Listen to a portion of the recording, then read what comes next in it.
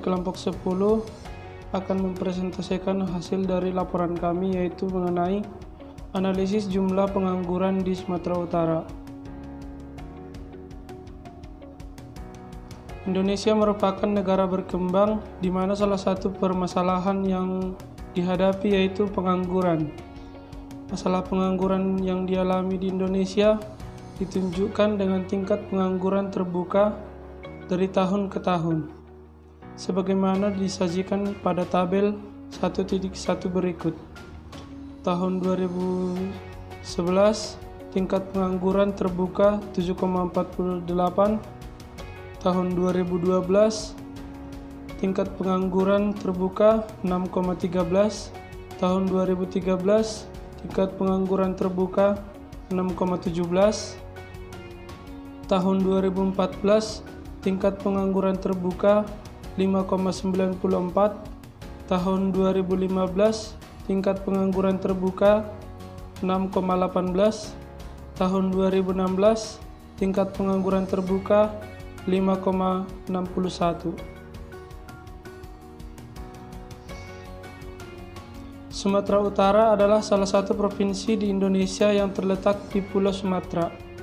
Permasalahan pengangguran terbuka juga tidak luput dialami Provinsi Sumatera Utara.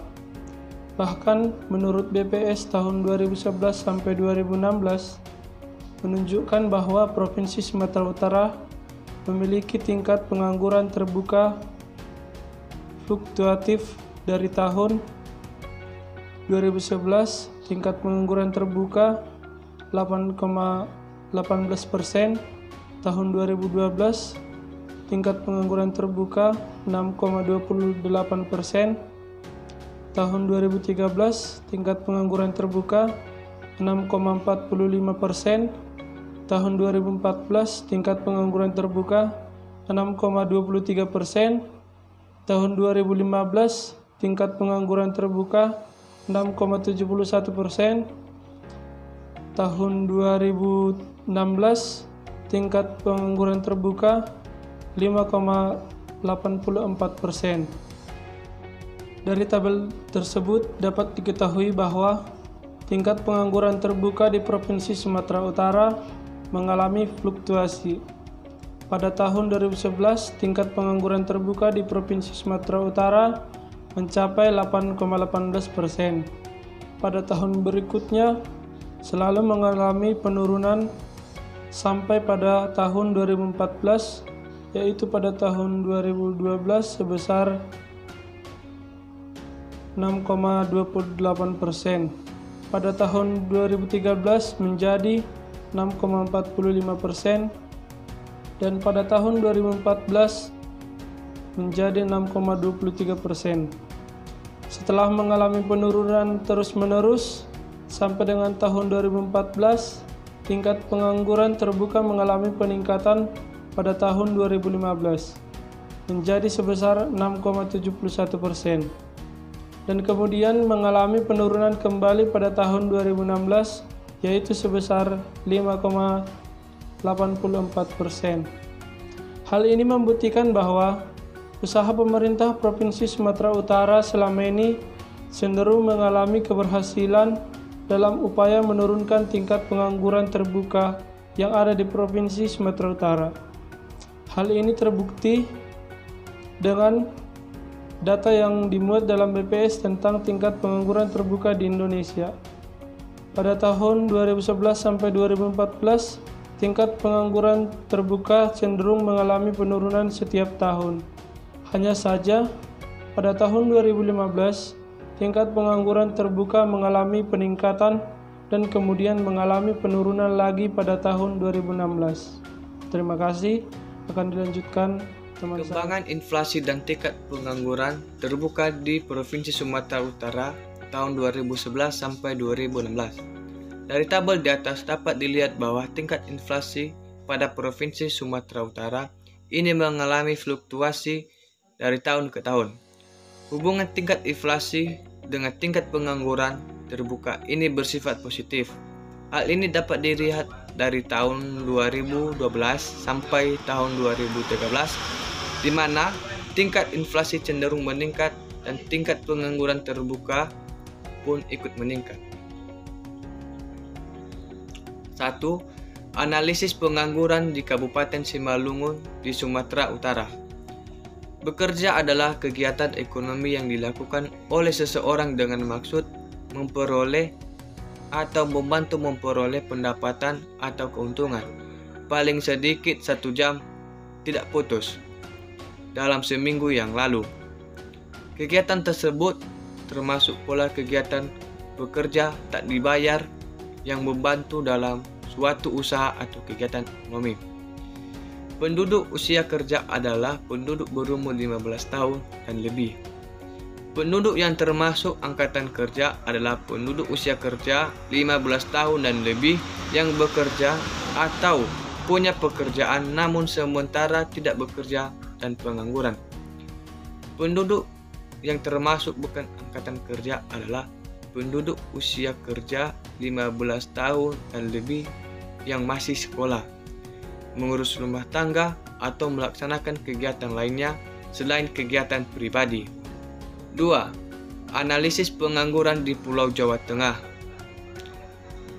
Penelitian ini menggunakan metode kuantitatif dengan studi yang diterapkan adalah metode analisis statistik deskriptif dan analisis korelasi, yaitu menganalisis dan menginterpretasikan hubungan antar variabel melalui data. Penelitian ini menggunakan analisis deskriptif secara grafis, yaitu dengan menyajikan data dalam bentuk tabel dan grafis, lalu diinterpretasikan dengan melihat hubungan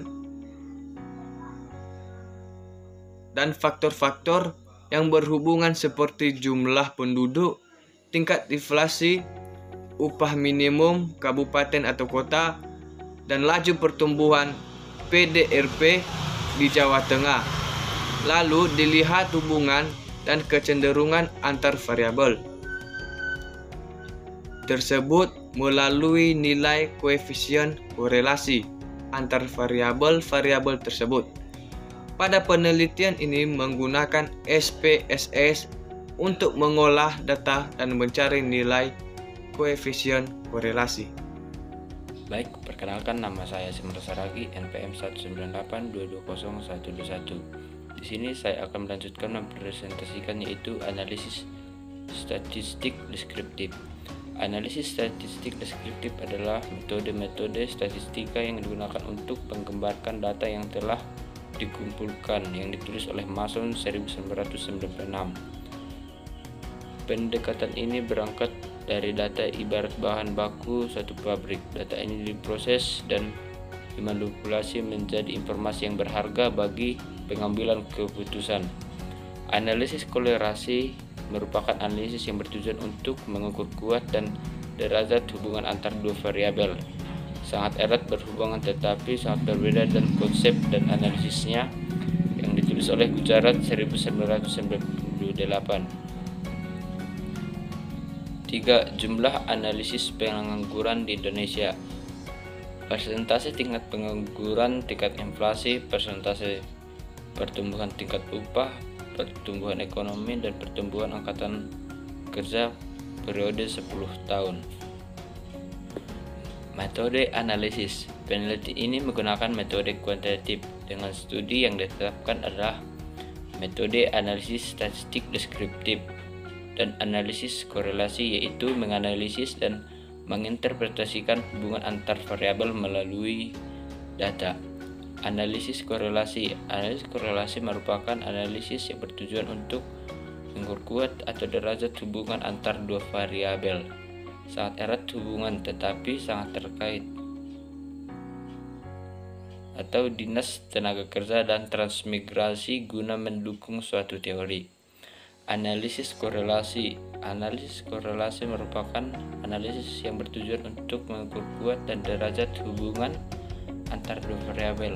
Sangat erat tetapi sangat berbeda dalam konsep dan analisis regresi. Baik, sekian dari hasil presentasi kami. Apabila ada kata-kata dan pengucapan kami yang salah, mohon dimaafkan. Sekian dan terima kasih.